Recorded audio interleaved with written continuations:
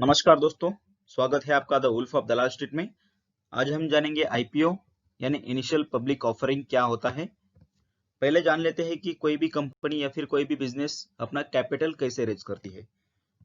देखो, जब company stage 1 में हो तो उसका कैपिटल मैनेज किया जाता है सेविंग से, दोस्तों से लेके या फिर फैमिली से।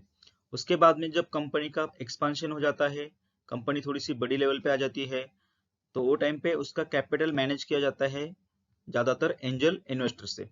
उसके बाद में कंपनी आ जाती है स्टेज 3 में, तो उसका बिजनेस और बढ़ जाता है। तो यहाँ पे कंपनी हेल्प ले सकती है वेंचर कैपिटलिस्ट की, जो कंपनी में इन्वेस्ट करके उसका कुछ शेयर्स के हिस्सेदार बन जाते हैं। और जैसे कि हमने देखा, उसके बाद में जब कैपिटल उनको ज्यादा लगता है बिजनेस को रैपिडली एक्सपांड करने के लिए या फिर कंपनी की नई ब्रांचेस खोलने के लिए, तो वो लोग जा सकते हैं एक तो बैंक में। यहाँ पे हम कंसिडर करेंगे कि वो लोग जाएंगे पब्लिक के पास। तो पब्लिक के पास जाने के लिए वो लोग यानी बिजनेस के ओनर्स लॉन्च करते हैं खुद का आईपीओ यानी इनिशियल पब्लिक ऑफरिंग। तो इनिशियल पब्लिक ऑफरिंग लॉन्च करने के पीछे दो वजह होती है। पहला तो बिजनेस एक्सपेंशन, उसके बाद में नए सर्विसेज को लॉन्च करना, या फिर सेकंड उनका मोटो होता है कोई डेप्थ अगर उनके पास है किसी बैंक का तो उसको क्लियर करने के लिए इनिशियल पब्लिक ऑफरिंग लॉन्च किया जा सकता है। फिलहाल हमने पिछले साल देखा कि डीमार्ट का आईपीओ आया था, तो उनका मोटो था कि उनके ऊपर भी कुछ डेप्थ था, वो उन्होंने उससे क्लियर किया।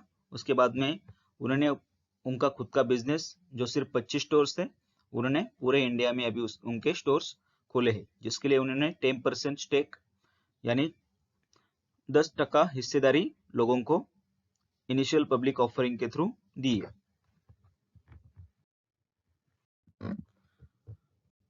अभी हम जानते हैं कि कंपनी आईपीओ को लॉन्च कैसे करेगी। तो फॉर एग्जांपल लीजिए कि अपना कंपनी है XYZ प्राइवेट लिमिटेड, उसको कैपिटल रेज करना है, तो किसी अच्छी इन्वेस्टर बैंक को हायर करेंगे। बहुत सारी बैंक्स जैसे कि आईसीआईसीआई, HDFC, वो सारी बैंक्स ये काम करती है कंपनीज के लिए की कंपनी को इन्वेस्टर ढूंढ के देती है। तो इसलिए वो दोनों मिलके लॉन्च करते हैं एक आईपीओ। तो आईपीओ में लॉन्च किया जाता है एक लॉट यानी नंबर ऑफ शेयर का बंच। तो कोई भी इन्वेस्टर अगर आईपीओ में खरीदारी करना चाहेगा तो वो डायरेक्टली रैंडमली शेयर्स को नहीं ले सकता है, उसको लेना पड़ेगा एक लॉट को या फिर मल्टीपल लॉट्स को, लेकिन सेपरेट शेयर्स वो नहीं ले सकता। तो लॉट की साइज क्या रहेगी, शेयर की प्राइस क्या रहेगी, एक company XYZ private limited and bank मिलके डिसाइड करेंगे। तो उसका प्राइस भी दो टाइप से डिसाइड हो सकता है। पहली तो फिक्स प्राइस इशू, किसी फिक्स प्राइस पे उसका शेयर को इशू कर सकते हैं, या फिर book building issue. Book building issue क्या होता है कि एक प्राइस का रेंज रखते हैं वो लोग, जैसे कि यहाँ पे देखिए प्राइस बैंड रखते हैं कि 90 रुपीज से लेके 1110 तक। तो ये प्राइस के बीच में यूजर्स को या फिर जो सब्सक्राइबर है जो आईपीओ लेना चाहते हैं उनको बीड लगानी होती है। तो अभी कंपनी ने आईपीओ लॉन्च किया है, पब्लिक ने या फिर हमने आईपीओ के लिए अप्लाई किया है, अब तक हमें आईपीओ मिला नहीं है। तो देखते हैं आगे क्या होता है। अभी हम जानेंगे अलॉटमेंट प्रोसेस के बारे में। अलॉटमेंट प्रोसेस यानी आईपीओ आपके अकाउंट में आना। देखिए यहाँ पे इम्पोर्टेंट एक चीज है कि जब हम आईपीओ के लिए अप्लाई करते हैं, आईपीओ लेने के लिए अप्लाई करते हैं, तो जरूरी नहीं है कि वो आईपीओ आपको आएगा, क्योंकि कभी कभी क्या होता है कि नंबर ऑफ आईपीओ कम रहते हैं और ज्यादा लोग उसके लिए अप्लाई करते हैं। तो वहाँ पे लक फैक्टर में भी मैटर करता है कि आप लकी होगे तो आपको मिलेगा या फिर नहीं मिलेगा। तो ऐसे बहुत बार होता है कि हम लोग अप्लाई करते हैं और हमको आईपीओ नहीं मिलता है। तो चलिए पकड़ के चलिए कि आपको आईपीओ भी मिल गया। तो उसके बाद में क्या होता है, आईपीओ के जो शेयर्स है वो बैंक को आपके अकाउंट में ट्रांसफर करने पड़ते हैं। तो ये ट्रांसफर करने का जो टाइम पीरियड है वो रहता है 3 से लेकर 10 दिन। 3 से लेकर 10 दिन के अंदर अंदर बैंक को वो शेयर्स आपके डीमैट में ट्रांसफर करने पड़ते हैं।